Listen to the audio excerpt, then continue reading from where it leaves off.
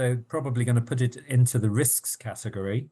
If there were tariffs announced against the EU, then that would undoubtedly have an effect on the UK, and it would again add to inflationary pressure. But until such a time as that actually happens, I think the MPC will just think there's a risk that that might happen. Our business correspondent Dominic O'Connell is here. Dominic, you heard that interview. I mean, we've talked about the ambition on nuclear power, the reality of it, the promises to cut bills. Was it ever likely to happen in reality? Well, I think we'll know a lot more about halfway through this year, because that's when the next auction round for offshore wind, and this is a crucial round coming up for Ed Miliband's plan to have local power for local people, as it were. If the prices in that are round about where people expect them to be, then it's highly unlikely that power will be cheaper than it was at the time of the election in 2030. The numbers are just not there, really. The other thing is, when Ed Miliband was questioned actually by Stig on this program, he said bills will fall as long as there is still turbulence in the oil and gas market, like we've had over the past couple of years, the invasion of Ukraine. So he was kind of caveating it, saying, well, if international oil and gas prices stay high, then yes, we will have lower bills because we'll be using renewables. But what if oil and gas prices fall? And there's an awful lot of gas supply coming on in the next couple of years. So it's quite likely that gas prices will at least stay round about where they are. Although, of course, as we know, they can be volatile. So it's unlikely that they'll get the scale of fall in bills that they get. The other thing, he was very reluctant to say anything about the number of nuclear installations.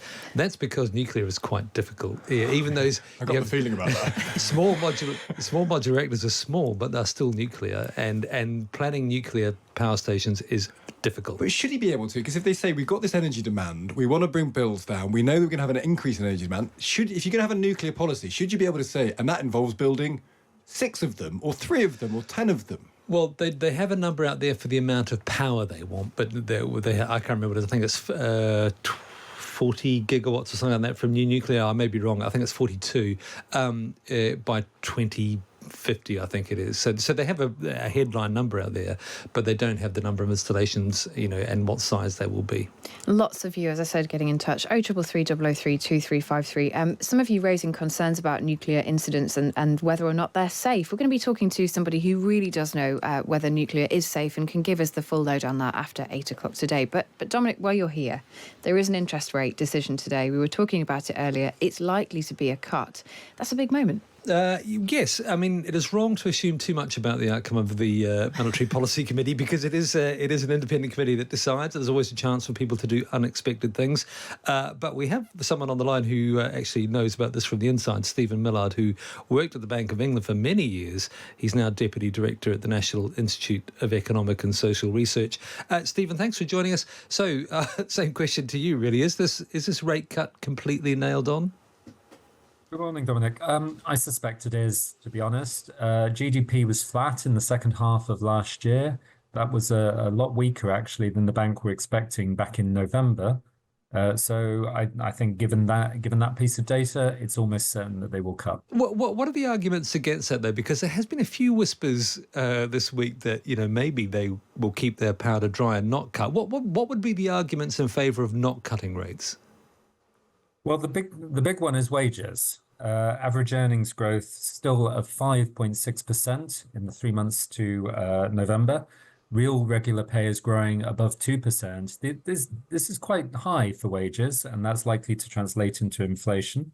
At the same time, we've seen a roughly 3 to 4% depreciation of sterling against the dollar. This means that imports, and in particular commodity imports, are going to be more expensive. That's going to add to inflationary pressure over this year. And finally, there was the very large fiscal expansion that was announced in the budget at the end of October. And again, that's going to add to inflationary pressure this year. Do you think the MPC will try and take any kind of view on the effect of Donald Trump, what his tariffs might mean? I think they will. At the moment, they're probably going to put it into the risks category. If there were tariffs announced against the EU, then that would undoubtedly have an effect on the UK, and it would again add to inflationary pressure. But until such a time as that actually happens, I think the MPC will just think there's a risk that that might happen. And that might make them a little bit more cautious than otherwise. There's a bigger context here around just how the economy is doing in general. And the Office for Budget Responsibility gave its sort of first view of that to Rachel Reeves this week, ahead of its spring statement in March. Everyone's got their eye on this fiscal headroom, the 9.9 billion. What do you think? Is it all gone or only part of it? Well, I think it could all have gone, because the OBR were very optimistic in terms of their growth forecasts. They were expecting growth of 1.1% in 2024. We now think that's going to be 0.8%. They were expecting 2% growth in 2025. That seems highly optimistic. Growth of about 1.5% this year rather. And then the fiscal headroom is pretty much gone. What will Rachel Reeves do, though? Is there any... the OBR comes out on March the 26th. Is there any sort of need for her to do something drastic and say, OK, I'm going to raise taxes or cut spending? Or can she do what previous chancellors have done and just wait until the budget and say, things are going to get better in the future? Well, I think she's got the comprehensive spending review coming out in June. That will be the obvious time at which she could make adjustments to spending. And by then, it may transpire that the economy is doing better than expected. So I suspect she's going to wait at least until the comprehensive spending review.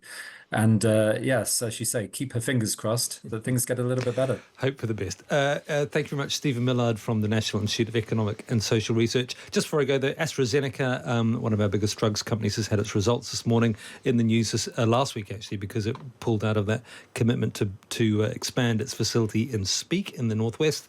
Amazing results. Turnover up by about a fifth.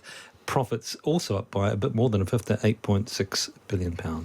Wow, somebody's doing well, at least, if it's not Rachel Reeves or the rest of the country. Dominic O'Connell, our business correspondent, thank you very much for that. It's big pharma, so we can all feel good about that.